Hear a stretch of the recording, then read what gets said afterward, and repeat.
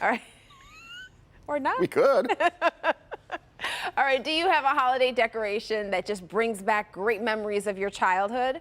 Well, now you can recreate it. Vintage ceramic Christmas trees are becoming popular again, and you can make your own.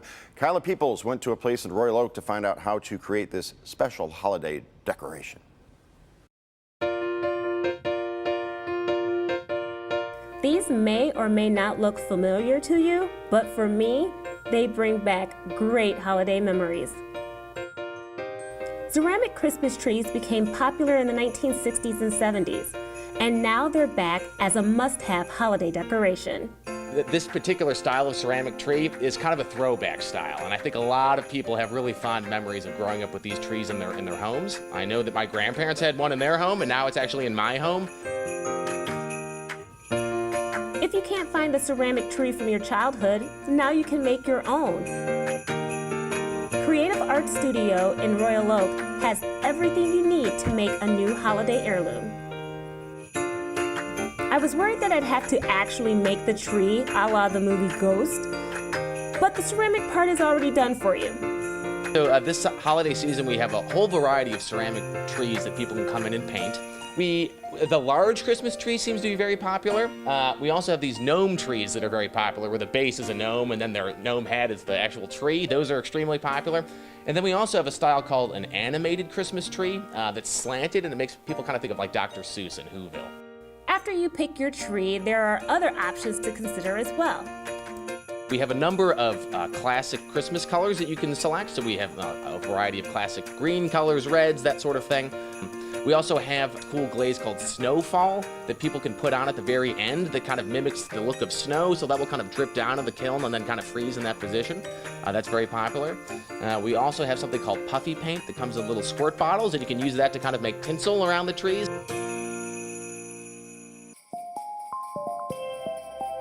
Okay, I picked my tree. I chose the gnome one. I'm calling him Jerome.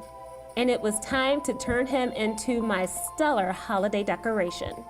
And the secret here is you want to do 3 coats. So 3 is going to look nice and solid when you get your piece back. So you kind of want to be methodical about the way you do it. So you might want to go top to bottom and then turn the tree as you're doing it, just so you know where you've been. And that way you can keep track and make sure everything's even. Yeah.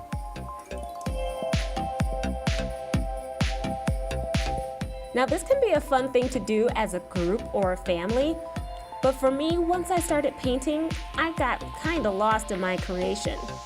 You can kind of see how you can get in the zone, you know? Yeah, Very... I was just thinking, I'm on a mission. Yeah, that's right. To not mess up the snow. No mistakes in art.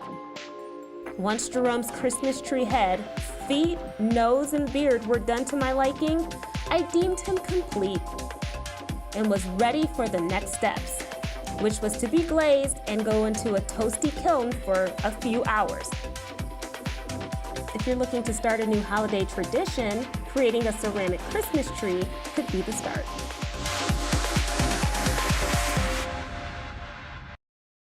And Kyla is here with us now with her ceramic tree gnome, Jerome the gnome. Jerome the gnome. Jerome the gnome. How long did it take, the whole process?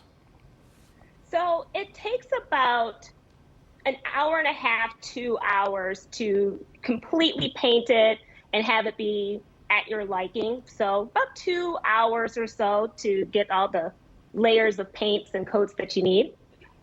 And how long do you have to wait in order to pick your tree up, and how much do they cost?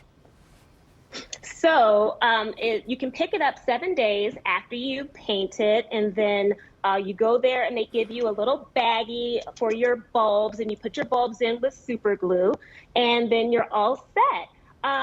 So Jerome the gnome and sizes like these trees are about $30 to $40, and then the bigger trees can go all the way up to like $100 to $120. But they have ones that are in the range of those, between 30 and 120. So you could definitely find a new family heirloom to make. All right, and that what does it run on? Electricity or on battery power? So they have ones that run on electricity that you plug up. They also have ones that you can stick tea lights in. So I bought the one that you can stick the tea light in, or like a little candle. And then they also have ones that have bulbs that are, yeah, you just plug it in. Yeah, you plug it in. Yeah, I think you want to go with the tea light instead of a candle. you want to start a fire. Well, no, yeah, you don't want to start a fire, so you have like a tea light. But I mean, if you're monitoring it, it should be fine. But I actually put in these little like baby lights in the back of mine. So it's all battery operated, and I just turn it on. So I put little lights back there and turn these on. So yeah, even safer, right? Glad I asked. Thanks, Kyla. Thanks. Jerome thanks you too.